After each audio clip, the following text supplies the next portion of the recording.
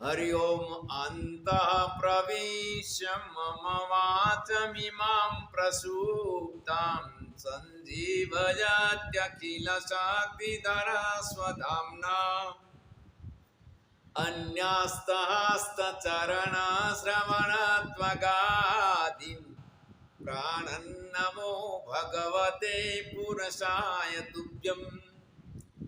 धर्मानुरागी सज्जन एवं मातृशक्ति परमात्मा ने असीम कृपा से हमें सत्संग का लाभ मिला है। प्रथम शुक्ल यजुर्वेद के अंदर कहा है, जन्मे छिद्रं चक्षुषो हृदयस्य मनसो वाति तृणं बृहस्पतिर्मेतद्दधातु। भक्त कहे कि हे परमात्मा, जन्मे छिद्रम એટલે कमजोरी, कमजोरी कई कई।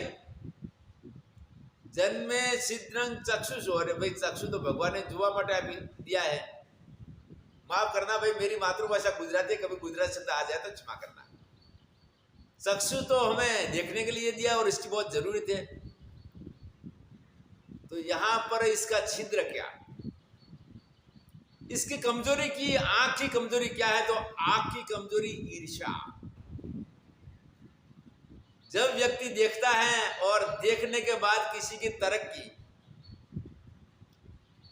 की तरक्की बढ़ो उन्नति को देखकर जो दुखी होता है, अरे ये इतना बढ़ गया, बहुत अच्छा आदमी नहीं है। अरे भाई वो बढ़ गया अपने किस्मत से, पुरुषार्थ से बढ़ा है, आप क्यों दुखी होते हो? ये हमारे आंख की कमजोरी है। कान की कमजोरी ये है कि हम निंदा को कभी सुने नहीं। अगर हमारी हैसियत है तो निंदा बंद करने की कोशिश करें या वहां से खड़े होकर चले जाए। ठीक है भाई, हमारी निंदा बंद करने की हैसियत नहीं है, चल पड़े, क्योंकि हम ये सुनना नहीं चाहते। इसीलिए वेद में कहे भद्रम कर्णेभिः शृणुयाम देवा। आप कान से भी पवित्र और अच्छे शब्दों को सुना करो, निंदा कभी न सुनो। तो यहां पर चक्षु और हृदय से हमारा मन के अंदर, मन हृदय अंतःकरण, मन के अंदर जो कमजोरियां हैं, ये कमजोरियां परमात्मा हमें दूर करके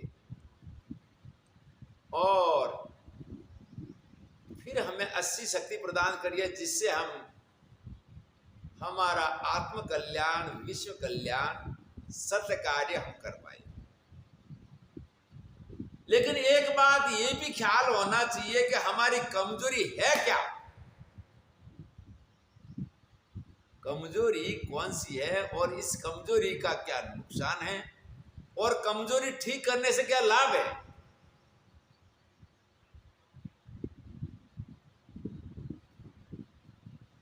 तो कमजोरी को जानना जरूरी है।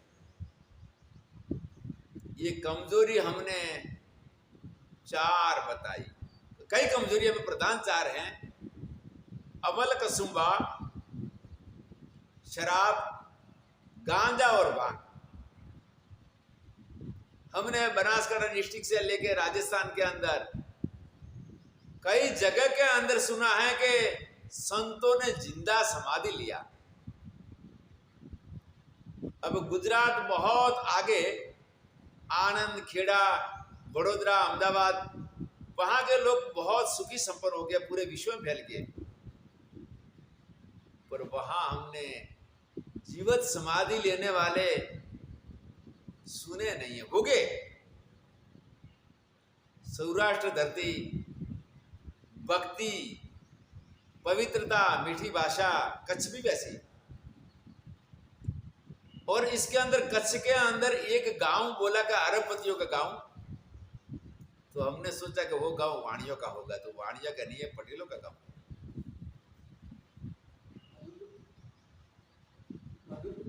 हाँ, ऐसा कुछ नाम है, माधोपुर गांव पटेलों का गांव है। और वो गांव के अंदर पटेल लोग, प्रथम क्या हुआ कि कणबी, पाटीदार और पटेल एक पर्याय शब्द है।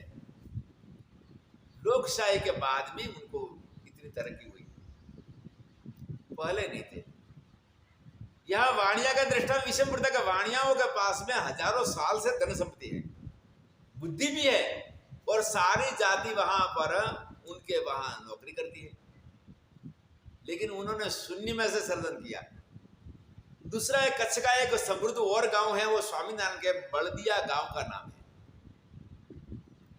वहां के लोग भी बहुत सुखी संपन्न है। अब हम कमजोर क्यों रह गए? हमारे राजस्थान और राजस्थान बॉर्डर का बनासकांठा के लोग कमजोर क्यों रह गए?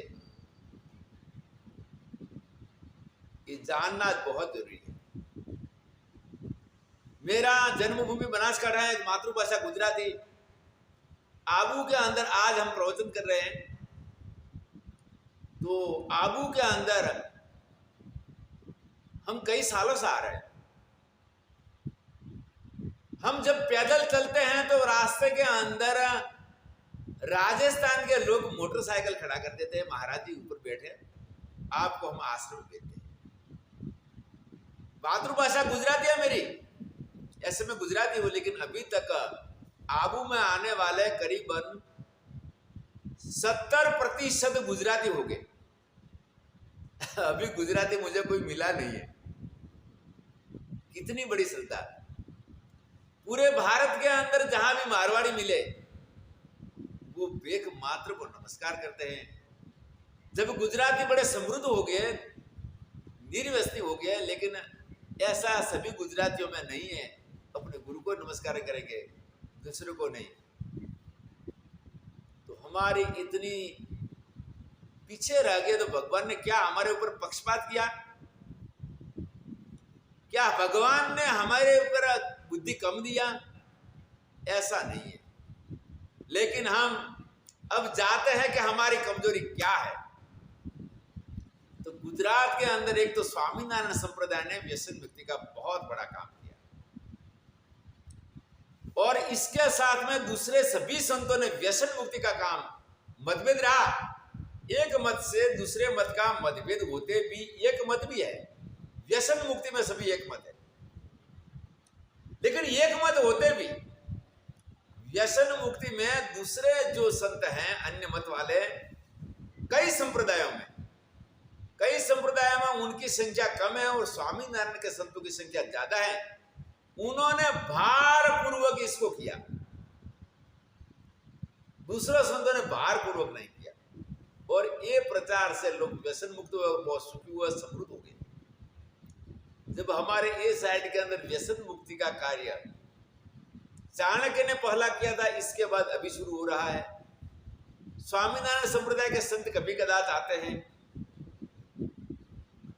स्वाध्याय भाइयों ने भी बहुत काम किया, लेकिन व्यसन के बारे में कहा कि अच्छी बात नहीं है, लेकिन उन्होंने इस व्यसन को ठीक रूप से, दबाव रूप से, व्यसन का नुकसान और न लेने से लाभ और लेने से नुकसान, इतना विधिवत प्रतिपादन बाकी रह गया।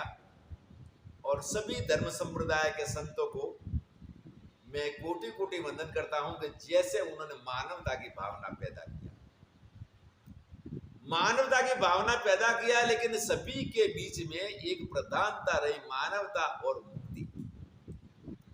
मैं भी मुक्ति के लिए संन्यास लिया है, मुक्ति का विरोधी नहीं हूं, और मुक्ति के लिए मेरा प्रयास भी है, पर साथ साथ समाज के अंदर जो खास व्यवहार में जरूरी है, जो हमारी कमजोरी है, और जिस कमजोरी को लेके व्यक्ति उन्नति नहीं कर पाता है,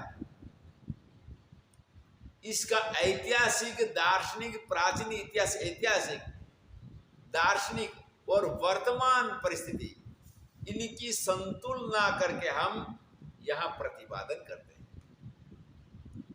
वो लोग इतने समृद्ध हो गए, हम पीछे रह गए, तो इसका मूल कारण दो अमल कसूबा और संतों के अंदर गांजा और भांग। दूसरी बात है कि संतों के अंदर तपस्या, ब्रह्मचर्य, त्याग, ये सारे गुण हैं।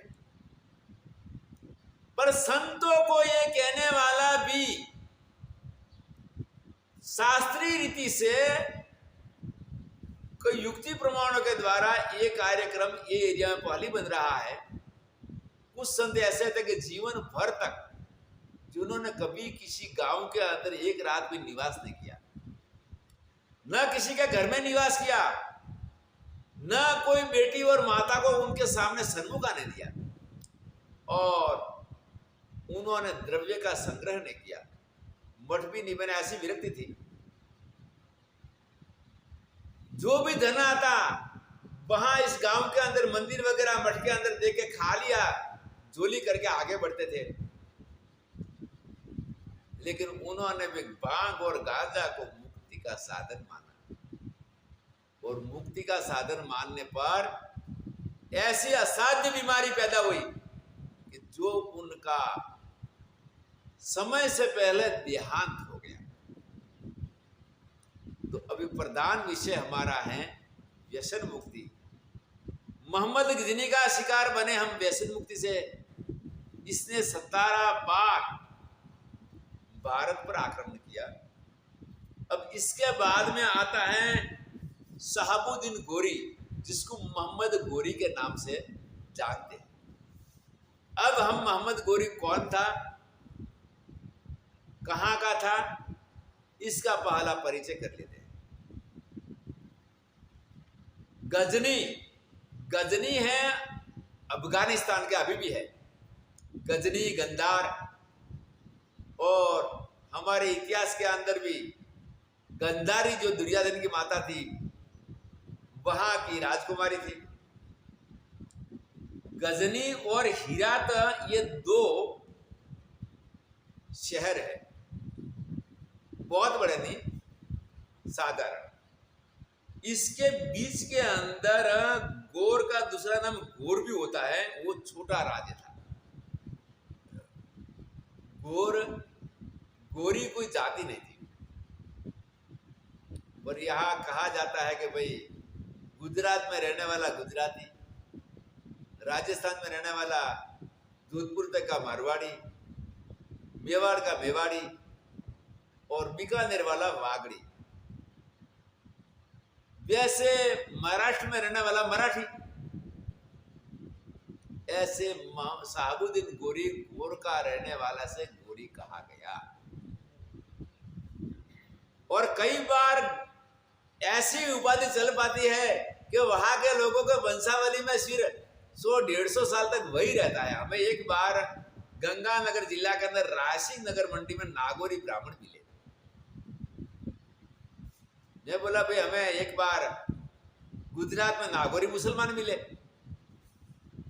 नागौरी, तो उन्होंने कहा कि महाराज हम नागौर से आए थे।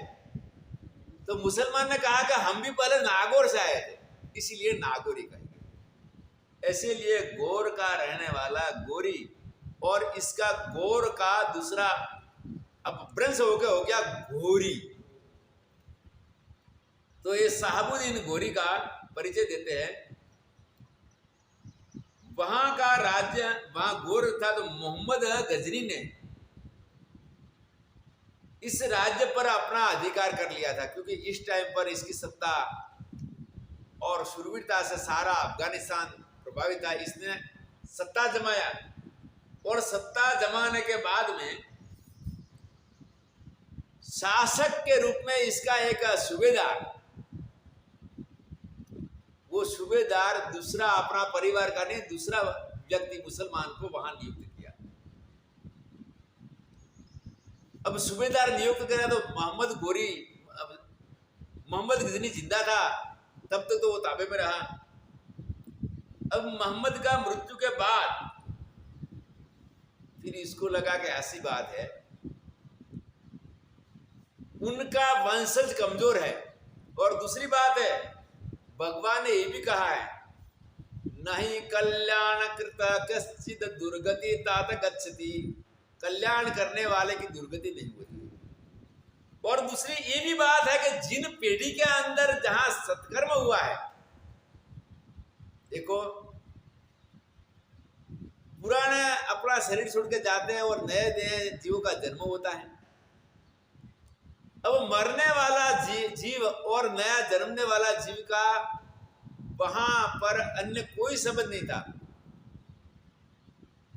पूर्व जन्म का। लेकिन एक बात है कि लोही का संबंध रहा, और लोही का संबंध के अंदर जिस परिवार के अंदर पुण्य ज्यादा है, उनके परिवार के अंदर बच्चों में तेजस्विता भी दिखती है। एक कहावत है कि जो घर के अंदर कोई संत बने, और संत अगर पूरा तपस्वी और एकदम महान पुण्यात्मा बने, तो इसकी 14 पीढ़ी को पुण्य मिलता है। 14 कौन सी? 7 पीढ़ी जो चली गई, वो 7 पीढ़ी के जो भी पूर्वज थे, वो भी अपने कर्म के अनुसार उनकी गति हुई। कोई स्वर्ग में हो गए, तो कोई कई जगह में जन्म लिया होगा, तो उनको जहां भी जिस जगह में होगा उनको भी इसका पुण्य मिलेगा, और 7 पीढ़ी इसके पीछे की, वहां तक पुण्य उनको मिलता है। और आज भी देख लीजिए, ये देखना है, हमारे भारत के महान विभूति, संपूर्ण क्षत्रियों के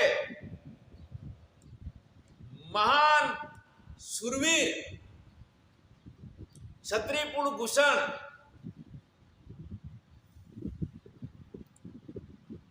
आप मेवाड़ के अंदर जाके महाराणा प्रताप का वंशज को देख लीजिए।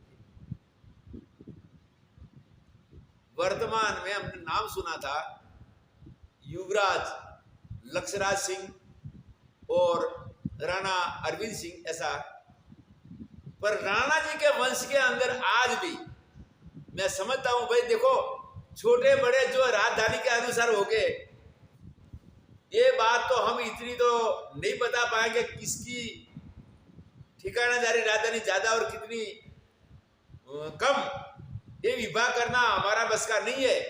लेकिन एक बात है कि वहां कुर्बानियां, शूरवीरता, अगर सारे क्षत्रियों के अंदर सर्वश्रेष्ठ बताई है, तो मेवाड़ के राणा जी ने प्रथम पद्मावती का जुहार के समय राणा रतन सिंह जी और बप्पा रावल के नाम से रावलपिंडी वहां पर पाकिस्तान के अंदर नगर है, वो ऐसे शूरवीर थे कि जिन्होंने वहां अरबस्तान तक गए थे, जिनकी शूरवीरता के बराबर में उनके परिवार में दूसरे शूरवीर नीचे की श्रेणी में रहे। और मेवाड़ के शूरवीर में इसके बाद राणा सांगा, राणा कुंभा, फिर राणा उदय सिंह जी, महाराणा प्रताप सिंह जी, इसके बाद महाराणा अमर सिंह जी, धर्म संस्कृति के लिए उन्होंने बहुत खून बहाया, और भी उनको सहाय किया, और भी कई क्षत्रियों ने अपनी कुर्बानी दिया और वहां पर युद्ध किया। पर मैं ये कहता हूं कि इतिहास के अंदर ये कुल आज भी ज्यादा मशहूर है। तो 500 साल हो गया महाराणा प्रताप सिंह जी को, लेकिन आज भी उनके परिवार में शूरवीरता और महानता उनके वंशज में है। तो जो नीच कर्म करते हैं उनके बच्चे अच्छे नहीं होते हैं। मोहम्मद गजनी दासी पुत्र था और बहुत इसने अत्याचार किया, तो बच्चे भी वैसे ही होते हैं। और कई बार पाप कर्मियों के बच्चे ऐसे थे कि जो बच्चों की सेवा पिता को करना पड़ा।